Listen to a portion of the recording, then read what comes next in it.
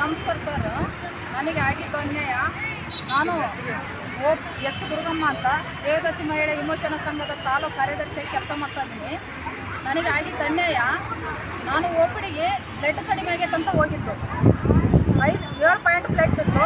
ಒಂದು 2 bottle blood ಹಾಕಿ ನನಗೆ return ಕಳಿಸ್ತಾರಂತ ಹೋಗಿ ಬ್ಲಡ್ ಹಾಕ್ರಂತ ನಾನು ಕೇಳ್ಕೊಂಡು ಹೋಗಿದ್ದು. ಅವ್ರು ಮಾಡಿದ್ದಲ್ಲಿ ನನಗೆ 15 ದಿನ ಅಲ್ಲಿ ಅಡ್ಮಿಟ್ ಮಾಡ್ಕೊಂಡು ದಿಢೀರಂತ ಅವ್ರು ತೀರ್ಮಾನ ತಗೊಂಡಿದ್ದು ಗರ್ಭಕೋಶ ತೆಗಿಬೇಕಂತ ಹೇಳಿ.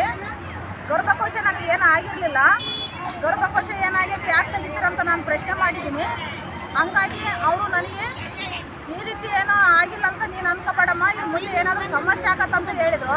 ಹುಡುಗ ಡಾಕ್ಟ್ರು ಹೇಳ್ತಾರಲ್ಲ ಅಂತ ಹೇಳಿ ಆಯ್ತಂತ ಒಪ್ಪತ್ಕೊಂಡಿದ್ದೀನಿ. ಅದಕ್ಕೆ ನಾನು ಒಪ್ಪಿಗೆನೂ ತಗೊಂಡ ಮೇಲೆ ಅವ್ರು ಏನು ಮಾಡಿದ್ರು, ಮತ್ತೆ ಗರ್ಭಕೋಶ ಆಪ್ರೇಷನ್ ಮಾಡಿದ ಮೇಲೆ ಒಂದು ನರನೇ ಬಿಟ್ಟುಬಿಟ್ರು ಸರ್.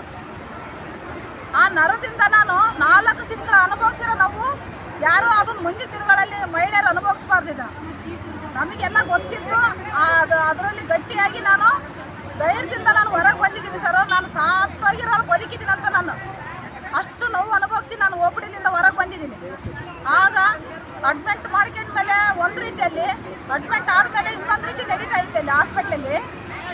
ನನಗೆ ಡಿಸ್ಚಾರ್ಜಿಂಗ್ ಫಾರಮ್ ಕೇಳಿದರೆ ಅದೆಲ್ಲ ಸಮಸ್ಯೆ ಮಾಡೋದು ಅವರಿಗೆಲ್ಲ ಆಲ್ರೆಡಿ ಗೊತ್ತಿದೆ. ರಿಪೋರ್ಟಲ್ಲೆಲ್ಲ ಅವ್ರಿಗೆ ಬರ್ತಾ ಇದೆ. ಹಂಗಾಗಿ ನನಗೆ ಅಡ್ಮಿಟ್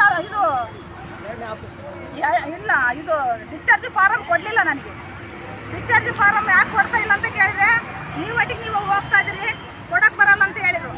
ನನಗೇನಾಯಿತು, ಅಲ್ಲಿಂದ ಫಸ್ಟ್ ನಾನು ಹೊರಗೆ ಬರಬೇಕು, ನಾನು ಪ್ರಾಣ ಉಳಿಸ್ಕೋಬೇಕಂತ ಒಂದು ಇದು ಇಟ್ಕೊಂಡು ನಾನು ಹೋಗ್ತೀನಿ ರೀ, ನೀವು ಕೊಡಲಿಕ್ಕೆ ಚಿಂತೆ ಇಲ್ಲ ಅಂತ ಹೇಳಿ ಹೊರಗೆ ಬಂದು ಪ್ರೈವೇಟಲ್ಲಿ ಎಲ್ಲ ಹೋಗಿ ಅಡ್ಮಿಟ್ ಆಗಿ ಅಲ್ಲಿ 15 ದಿನ 1 ತಿಂಗಳು ನಾನು ಅಡ್ಮಿಟ್ ಆಗಿ ತೋರಿಸ್ಕೊಂಡಿದ್ದೀನಿ. ಪ್ರೈವೇಟಲ್ಲಿ ತೋರಿಸ್ಕೊಂಡ್ಮೇಲೆ ಮತ್ತೆ ಅಲ್ಲೆಲ್ಲ ರಿಪೋರ್ಟ್ ಒಳಗಡೆ ಒಂದು ನರನೇ ಬಿಟ್ಟಾರಂತ ಮತ್ತೆ ಗೊತ್ತಾದ ಮೇಲೇನು ಮತ್ತೆ ಅವ್ರ ಹತ್ರನೇ ಬಂದಿದ್ದೀನಿ. ಅವರು ಲಾಸ್ಟ್ ಏನು ಹೇಳಿದ್ರು, ಮತ್ತೆ ಒಂದ್ಸತಿ ಆಪ್ರೇಷನ್ ಮಾಡಬೇಕಮ್ಮ, ಇದು 4 ತಿಂಗಳ ಬಿಟ್ಟು ಮಾಡಬೇಕಂತ ಹೇಳಿದರು. ಮತ್ತೆ TB ಸೆಂಟ್ರಿಗೆ ಹೋಗಂತ ಹೇಳಿದರು. TB ಸೆಂಟ್ರಲ್ಲಿ ಬಂದು ಅಲ್ಲಿ 4 ತಿಂಗಳ ಬಿಟ್ಟು ಮತ್ತೆ ಆಪ್ರೇಷನ್ ಮಾಡಿದರು. ಅಲ್ಲಿ ಆಪ್ರೇಷನ್ ಆದಮೇಲೆ ಅಲ್ಲಿ ಒಳಗಡೆ ಒಂದು ರಿಂಗ್ ಹಾಕಿರ್ತಾರೆ ಸರ್, ಅದನ್ನು ರಿಂಗ್ ಬಿಟ್ಟಿದ್ದಾರೆ ಅವರು.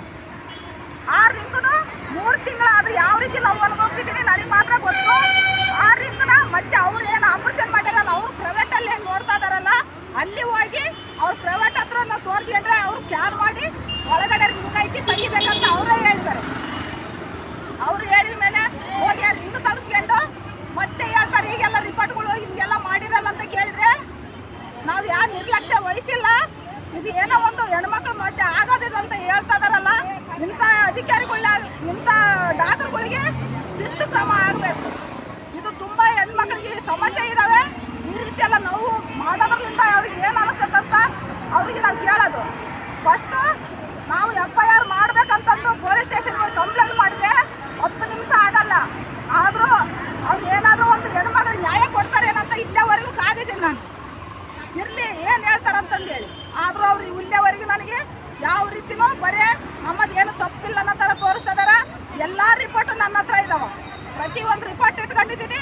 ಅವ್ರು ಬರಬೇಕು, ಎಲ್ಲ ನನಗೆ ಯಾವ ರೀತಿ ನಾವು ತಪ್ಪು ಮಾಡಿಲ್ಲ ಅಂತ ನಾನು ಮುಂದೆ ಹೇಳ್ಬೇಕು ಸರ್. ಇದು ನನ್ನ ಅನಿಸಿಕೆ.